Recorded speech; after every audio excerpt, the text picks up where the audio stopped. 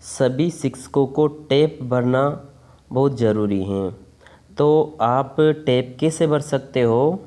शिक्षक मूल्यांकन प्रपत्र। इसके लिए आपको क्या करना होगा, जैसे आपके फ़ोन में ब्राउज़र हैं, क्रोम है, तो उस क्रोम को आप ओपन कीजिए और वहाँ पर टाइप कीजिए आप शाला दर्पण। ओके, शाला दर्पण के माध्यम से हम टैब भरेंगे। तो शिक्षक मूल्यांकन प्रपत्र के लिए हम शाला दर्पण में जाएंगे और शाला दर्पण में आप डायरेक्ट भी जो इसका होम पेज है यहाँ पर आप जा सकते हो, शाला दर्पण स्टाफ लॉगिन में। ओके, यहाँ क्लिक कीजिए आप। जैसे यहाँ पर आप क्लिक करेंगे तो आपके सामने ये वाला बॉक्स ओपन हो जाएगा। ओके, मैं पहले से इसमें लॉगिन था तो मैं पहले लॉग आउट हो जाता हूँ इसमें। चलिए, तो आपको यहाँ से क्या करना है, ऊपर दे रखा है स्टाफ लॉगिन। ओके, इसको क्लिक करते हैं हम। स्टाफ लॉगिन को क्लिक करेंगे, या तो आपके डायरेक्ट जो स्टाफ लॉगिन वाला पेज ही ओपन होगा या फिर इस टाइप से हो सकता है। अगर इस टाइप से आ रहा है स्टाफ लॉगिन, तो यहाँ पर आपके पास में यूज़र आईडी जो भी है आपकी, वो यहाँ पर आप फिल कीजिए। अगर आपके पास में यूज़र आईडी और पासवर्ड आप भूल चुके हैं, आपको पता नहीं है, तो आप forget user ID forget password यहाँ क्लिक करके आप नए पासवर्ड जनरेट कर सकते हो। आईडी आपकी पुरानी वाली रहेगी, जो आपके स्कूल की जो आईडी है उस आईडी में भी आपकी आईडी वहाँ पर भी शो होती हैं। तो आप आपके स्कूल के थ्रू भी ले सकते हो और आप यहाँ से अलग से फाइंड भी कर सकते हो आप। चलिए, जैसे कि मुझे पता है मेरे पासवर्ड थे। ओके, और यहाँ कैप्चा फिलअप करेंगे।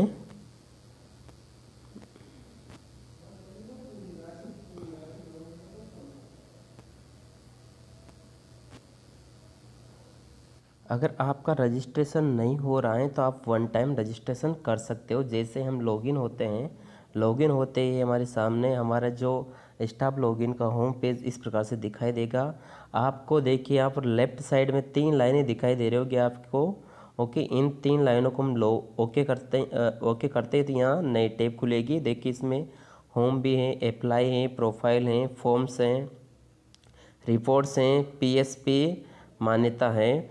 ओके, इसके अलावा और कुछ नहीं होगा। अब इसमें अप्लाई करेंगे हम। अप्लाई अन्य जो इसमें जैसे सीनियरिटी वगैरह इनके लिए हम अप्लाई कर सकते हैं, डेपुटेशन के लिए, इनके लिए अपन को फॉर्म भरना है, इसलिए अपन क्या करेंगे, फॉर्म्स में जाएंगे और फर्स्ट आ रहा है यहाँ टैब आ रहा है, तो टैब को ओके करेंगे हम।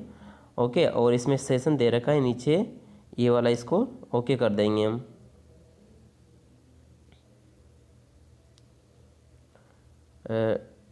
ठीक है, इसको अब यहाँ देखिए आप, जैसे आपका ये शिक्षक मूल्यांकन प्रपत्र है, ये 1 जनवरी 2020 से 30 जून 2020 तक भरना है आपको। ओके, आपके स्कूल का नाम यहाँ पर शो हो जाएगा, आपके स्कूल की आईडी, एंड इसके अलावा आपकी जो डिटेल हैं वो यहाँ पर आपको शो हो जाएगी। कार्मिक की जो एनआईसी आईडी वगैरह जो भी है, मोबाइल नंबर वगैरह जो भी हैं। ओके, आपका पद क्या है और वो सब्जेक्ट क्या है, वो सारे यहाँ शो हो जाते हैं। इसके अलावा यदि आप संस्था प्रधान है तो एस कीजिए, अगर संस्था प्रधान नहीं है तो नो कर दीजिए। आपको पता है कि 12th तक सभी शिक्षकों को, या तो प्रधानाचार्य हो, प्रधानाध्यापक हो, लेक्चरर हो, वरिष्ठ अध्यापक हो, 3rd ग्रेड हो, सभी को ही टैब भरना अनिवार्य है। ओके, नए नियमों के अनुसार। अब आप इन डिटेल्स को सत्यापित कीजिए। अगर आप सही हैं, ये डिटेल्स सही हैं तो सत्यापित कीजिए, अन्यथा आपकी स्कूल आईडी से अगर कुछ चेंजिंग करवाना है तो चेंजिंग करवा लीजिए। ओके, जैसे हम सत्यापित करते हैं, सत्यापित करने के बाद में आपके पास में यहाँ पर 4 भाग मिलते हैं आपको। फर्स्ट वाला भाग, सेकंड भाग एंड थर्ड और फोर्थ। थर्ड और फोर्थ एक ही भाग है। अब फर्स्ट वाले भाग में चलते हैं अपन, जनवरी 2020 से जून 2020 तक। चलिए, अब वर्तमान वर्ष में पढ़ाई जाने वाली कक्षाएं विषय, यहाँ विद्यालय लॉगिन से इनसे 2019-20 में जो मैपिंग की गई थी वही सब्जेक्ट यहाँ पर शो होंगे। ओके, तो 2019-20 में जो मैपिंग हो रही थी 11th क्लास में मैथ से, और ये 12th भी मैथ थी।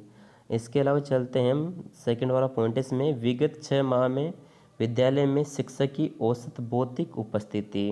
अब देखिए यहाँ परसेंटेज में दी हुई है, आपको सेलेक्ट करनी है ओनली। अगर आप डेपुटेशन में रहें किसी संस्था में तो आपको उसका यहाँ पर उसका विवरण दे सकते हो। अगर नहीं रहे हो, आप इसी संस्था में हो, जो संस्था यहाँ शो हो रही हैं, तो आपको इसमें जो आपकी उपस्थिति रही है उसको आप निकाल लीजिए परसेंटेज में और आप उसको फिलअप कर दीजिए। ठीक है। अब इसके अलावा इसमें आपको लेना है नहीं, अन्य विभाग प्रतिनियुक्ति नहीं है। अगर हैं तो हाँ कर दीजिए, नई टैब खुल जाएगी। यहाँ पर एक और डिटेल आपको भरनी पड़ेगी फिर आगे, अगर नहीं है तो नो कर दीजिए। आगे चलते हैं। अन्य विभाग संस्थान प्रतिनियुक्ति शैक्षिक गतिविधि पर रहे तो उन दिवसों की संख्या यहाँ पर आपको फिलअप करनी है, आप कितने दिनों तक प्रतिनियुक्ति पर रहे थे। ओके। अब आगे चलते, अन्य कार्य गैर शैक्षणिक कार्य, अगर उसमें आपकी ड्यूटी लगी है तो उसकी डिटेल यहाँ पर आपको फिलअप करनी है। चलिए इसके बाद में आगे चलते हैं। कृपया अपने कार्य निष्पादन को नीचे दिए गए मापदंड के अनुसार 1 से 5 तक स्वयं को रेटिंग देनी है। ओके। यदि संस्था प्रधान है तो स्वयं शिक्षक के रूप में प्रपत्र भर रहा है तो कॉलम 4 को पीओ या सीबीओ के द्वारा भरा जाना है। ओके। कॉलम नंबर 4 देखिए आप, ये वाला। ठीक है। अब कॉलम नंबर 4, अगर आप संस्था प्रधान हैं तो सीबीओ या फिर आपका जो है संस्था प्रधान, ओके, या तो पीओ या सीबीओ के द्वारा भरा जाना है। चलिए अब आपको उपस्थितियां देखिए। आप 1 रेटिंग कब दोगे आप, जब औसत से कम, और 2 औसत, और 3 अच्छा, 4 बहुत अच्छा, 5 उत्कृष्ट। ओके। चलते पहला, विद्यालय में स्व अनुशासन नियमितता एवं सदाचार। अब इसके लिए आप रेटिंग जो भी देना चाहते हैं आप रेटिंग दे सकते हो। ओके। चलिए इसके बाद में है हम सेकंड जो दिया हुआ है, इसमें नियमित रूप से शिक्षण योजना बनाना और समीक्षा करना। ओके। अब देखिए इससे पहले आपने देखा हो तो ऊपर ही ऊपर दिया हुआ था कि क्या आप संस्था प्रधान के रूप में कार्य करते हैं। ठीक है, नहीं थे तो नो कर देना उसको, है ना। चलिए अब नियमित रूप से शिक्षण योजना बनाना और समीक्षा करना, जैसे इसको मैं 4 दे देता हूँ। ओके। चलिए इसके बाद में पाठ्य पुस्तकों के अतिरिक्त अन्य अध्ययन सामग्री कक्षा, जो भी आप यहाँ से आपके हिसाब से जो भी लगता है आपको, उन सभी की आप रेटिंग दे सकते हो। ठीक है। ये इस प्रकार से ये वाला कॉलम भी आपको फिलअप करना है। योग ऑटोमेटिक आपके योग टोटल हो जाएगा। फिर 1.4 है, शिक्षक संस्था प्रदान के उक्त निष्पादन सूचकों के आधार पर संस्था प्रधान या सीबीओ द्वारा शिक्षक संस्था प्रधान को दी गई ग्रेड। अब यहाँ आपके जो ग्रेडिंग जो बनती हैं वो ग्रेडिंग यहाँ ऑटोमेटिक शो हो जाएगी। ठीक है। जो ग्रेडिंग आपके पीओ के द्वारा दी जाएगी या सीबीओ के द्वारा दी जाएगी वो यहाँ पर शो हो जाएगी आपकी। ठीक है। इसके अलावा है संस्था प्रधान के कार्य का समग्र मूल्यांकन, नियंत्रण अधिकारी संबंधित कॉलम को टिक करे। और यहाँ पर जो नियंत्रण अधिकारी होगा, संस्था प्रधान के कार्य का समग्र मूल्यांकन नियंत्रण अधिकारी संबंधित कॉलम को टिक करेंगे यहाँ पर। ओके। सेव एंड नेक्स्ट कर सकते हो यहाँ से आप, या फिर आप क्या कर सकते हो, भाग सेकंड में भी आप जा सकते हो। यहाँ से आप भाग सेकंड में जा सकते हो। ठीक है। भाग सेकंड में जाएंगे हम तो 1.6 हैं, शिक्षक द्वारा शिक्षण कार्य को बेहतर बनाने में महसूस की जाने वाली चुनौतियाँ। किन्हीं 3 बेहद कठिन चुनौतियों को घटते क्रम में वरीयता देनी है। वरीयता के अनुसार संबंधित बॉक्स में क्रम दें, जैसे सबसे बड़ी चुनौती को 1 देना है, उससे छोटी को 2 देना है, इसी प्रकार से पुनः उससे छोटी चुनौती को 3 घटते क्रम में वरीयताएँ देनी है। ठीक है। आप शिक्षक द्वारा शिक्षण कार्य को बेहतर बनाने में महसूस की जाने वाली चुनौतियाँ, किन्हीं 3 बेहद कठिन चुनौतियों को घटते क्रम में वरीयता देनी, केवल 3 को ही देनी है आपको। ठीक है। इसे बच्चों की अनियमितता, अब इसको आप चाहो तो 2 दे सकते हो, क्योंकि इतने बच्चे, अधिकतर बच्चे अनियमित नहीं होते हैं, वो कंटिन्यू स्कूल आते हैं, कोई बच्चे छूट जाते हैं। ठीक है। अभिभावक का सहयोग इसको देना चाहे तो ठीक है, अन्यथा आप छोड़ सकते हो।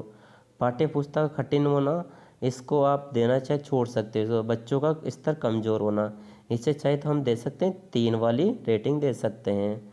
और विद्यालय में कार्य की अधिकता, इसको आप 1 वाली रेटिंग दे सकते हो, क्योंकि विद्यालय में इतना कार्य होता है, तो इसलिए हम 3 रेटिंग देंगे। यहाँ आगे चलते 1.7 में, शिक्षक द्वारा जिन प्रशिक्षणों की आवश्यकता महसूस की जा रही है, किन्हीं 3 आवश्यकता वाले प्रशिक्षण को आवश्यकता के अनुसार संबंधित बॉक्स में घटते क्रम में वरीयता देनी है। जैसे पहले दी थी वैसे की वैसे, और केवल 3 कोई। जैसे सर्वाधिक आवश्यकता वाले प्रशिक्षण को 1, उससे कम आवश्यकता वाले को 2, और तथा पुनः उससे कम आवश्यकता वाले प्रशिक्षण को 3 वरीयता आप दे सकते हो। जैसे शिक्षण कौशल, इसकी वैसे ज़्यादा ज़रूरत है अभी, तो इसको आप 2 दे सकते हो। इसके अलावा आप विज्ञान एवं गणित को आप 1 दे सकते हो। इंग्लिश को आप इंग्लिश को छोड़ सकते हो। विद्यालय प्रबंधन को आप 3 दे सकते हो। तो इसे किन पे आपकी जो भी आपकी रुचि है, आपके अकॉर्डिंग आप कुछ भी दे सकते हो। ठीक है, आपके ऊपर डिपेंड करता है कि आप किन के लिए कौन सी रेटिंग देते हो। फिर 1.8 है, शिक्षकों द्वारा स्वयं के कार्य के बारे में किया गया योगदान प्राप्त पुरस्कार संबंधित कॉलम में चयन करें। ठीक है, जो भी यदि आपने कोई पुरस्कार वगैरह प्राप्त किया है या आपका जो योगदान रहा है, उसके आप यहाँ पर टिक कर सकते हो, ओके कर सकते हो इसको। अब चलते हैं नेक्स्ट, इसके बाद में अब तीसरा वाला जो अपना भाग है, उस तीसरे वाले भाग में चलते हैं। अपना भाग 3 में चलते हैं। भाग 3 में चलेंगे 3 और 4 में। तो भाग 3 और 4 में चलते हैं। देखिए आप 2.1 1 जनवरी 2020 से 30 जून 2020 जिन प्रशिक्षण कार्यशालाओं में जिस भूमिका में भाग लिया है, उसका विवरण आपको यहाँ फिलअप करना है। ठीक है, देखिए नीचे कॉलम संख्या 5 एवं 7 में 1, 2, 3, 4 एवं 5 में से कोई कोड भरें। ओके, ये देखिए 5 और 7, इनमें से प्रशिक्षण में भूमिका और प्रशिक्षण कार्यशाला आयोजन करता। ओके, इनमें कौन से कोड बनने हैं आपको? 1, 2, 3, 4, 5 में से कोई कोड आपको भरना है। अब 1 देखिए आप कॉलम नंबर 5 में, तो क्या आएगा? शिक्षक। अगर 1 का है शिक्षक का है, प्रशिक्षण में भूमिका आपने किस रूप में भूमिका निभाई थी? शिक्षक के रूप में निभाई थी, तो 1। अगर आप वहाँ संस्था प्रधान के रूप में गए थे तो 2, और आप प्रशिक्षक के रूप में गए थे तो 3, या फिर आप सामग्री निर्माणकर्ता के रूप में गए तो 4, प्रिंसिपल के रूप में 5, व्याख्याता के रूप में 6। कॉलम नंबर 7 देखिए आप प्रशिक्षण या कार्यशाला आयोजनकर्ता कौन थे, है ना, उनके लिए क्या कोड यूज़ करने हैं आपको।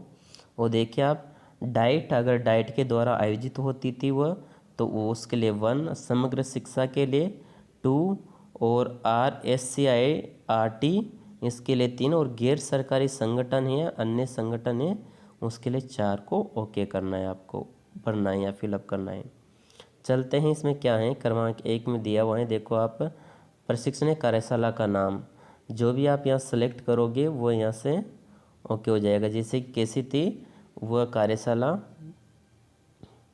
वो आप यहाँ से सेलेक्ट कर सकते हो। जो भी कार्यशालाएँ आयोजित की थी वो यहाँ पर आ जाएगी, या फिर अगर कोई शो नहीं हो रही तो आप अन्य ले सकते हो यहाँ पर। अब प्रशिक्षण कार्यशाला की प्रारंभिक दिनांक, प्रशिक्षण कार्यशाला की अवधि कहाँ तक थी वह, ओके, यहाँ से आपको सेलेक्ट करना है। फिर इसके बाद में प्रशिक्षण में भूमिका, जैसे कि अभी बताया था, यहाँ से आप भूमिका ले सकते हो सेलेक्ट 1, 2, 3, 4 नंबर। जैसे कि मान लीजिए मैंने शिक्षक के रूप में ली है तो 1 आ जाएगा। प्रशिक्षण कार्यशाला का मुख्य बिंदु क्या था, ओके, वो यहाँ पर हम लिख सकते हैं। उच्च प्राथमिक कक्षाओं के लिए विषय भी लिखे, कौन से विषय से संबंधित थी। ओके, प्रशिक्षण कार्यशाला का आयोजनकर्ता के, जैसे यहाँ से आप वहाँ से कोड सेलेक्ट कर सकते हो। जैसे 2, इसका मतलब है समग्र शिक्षा के द्वारा आयोजित की गई थी वो। इसके अलावा प्रशिक्षण की उपयोगिता, गुणवत्ता एवं उपादेयता की ग्रेडिंग आपको देनी है यहाँ पर। ओके, अब आगे चलते हैं। यहाँ सेव करना है आपको, डेटाओं को सेव करना है। और जितने भी आपने कार्यशालाएँ 1 जनवरी 2020 से 30 जून 2020 तक जो भी कार्यशालाओं में आप गए हैं उनको सेव करते जाइए आप। ठीक है। जैसे यहाँ सेव करेंगे तो एक और इसी प्रकार से कॉलम्स ओपन हो जाएंगे। फिर 2.2 में चलते हैं हम। कंप्यूटर प्रशिक्षण प्राप्त किया है। अगर आपने कंप्यूटर शिक्षण प्राप्त किया है तो आप यहाँ से एस कर सकते हो। ठीक है। राजस्थान प्रारंभिक शिक्षा परिषद स्तर पर यदि कंप्यूटर प्रशिक्षण प्राप्त किया है तो इसका विवरण भी ऊपर की तालिका में दें। अगर राजस्थान प्रारंभिक शिक्षा परिषद के द्वारा अगर आपने कंप्यूटर प्रशिक्षण प्राप्त किया है तो ऊपर वाली कॉलम में आपको विवरण देना है। अगर नहीं किया है तो नो कर दीजिए आप।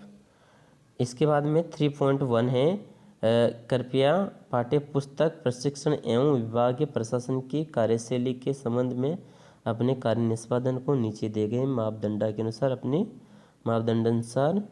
अपनी राय 1 से 5 तक रेटिंग कर दें, है ना। 1 औसत से कम, 2 औसत, अच्छा, 4 बहुत अच्छा है, 5 उत्कृष्ट।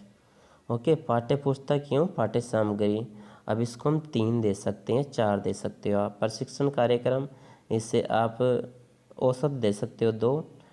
MDM राशन की वितरण व्यवस्था, इसे भी आप 3 दे सकते हो। CBO कार्यालय प्रशासन की कार्यशैली, इसे आप 4 दे सकते हो। नोडल प्रशासनिक कार्यशैली, जो भी देना चाहे आप अपने हिसाब से रेटिंग दे सकते हो। फिर यहाँ से आपको डेटाओं को सेव करना है। अब आपके पास में भाग नंबर 1 भी हो चुका है, भाग नंबर 2 भी हो चुका है, भाग नंबर 3 भी हो चुका है, ओके, और 4 भी हो चुका है। तो अब आप सभी डिटेल्स को इसके बाद में आप टैब का फाइनल डाटा लॉग कर सकते हो। यहाँ से जैसे आप लॉग करोगे आपके पास मैसेज आएगा, ओके। तो इस प्रकार से आप टैब को लॉग कर सकते हो, या फिर आप सभी डेटाओं को सेव कर सकते हो। यहाँ सेव कर दीजिए आप। और जैसे आपको कोई कन्फ्यूजन हो तो अपने किसी साथी से पूछ करके उस कन्फ्यूजन को दूर कर लीजिए आप। यहाँ तीनों भाग अलग अलग आपस में अलग अलग सेव हो जाएंगे, ओके। जिससे सेकंड वाला भी सेव हो जाएगा, सेव एंड नेक्स्ट, ओके।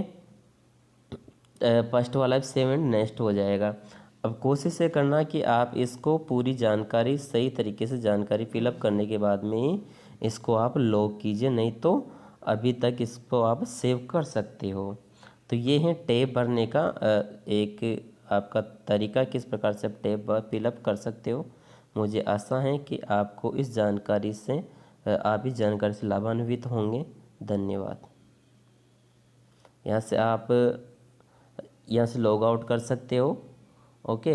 ये लॉग आउट हैं, यहाँ ओके कीजिए और आप लॉग आउट हो जाएंगे।